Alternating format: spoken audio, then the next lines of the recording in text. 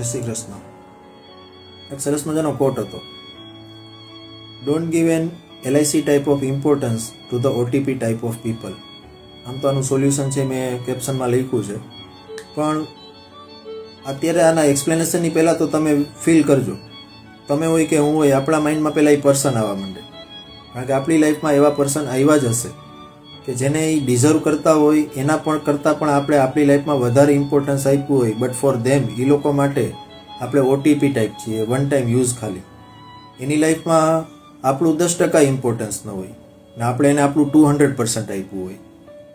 આના માટે એક હિન્દીમાં પણ સરસ મજાનું સેન્ટેન્સ છે, કિસી કે તુમ ઇતને હી રહો જીતના કે વો તુમ્હારા હૈ.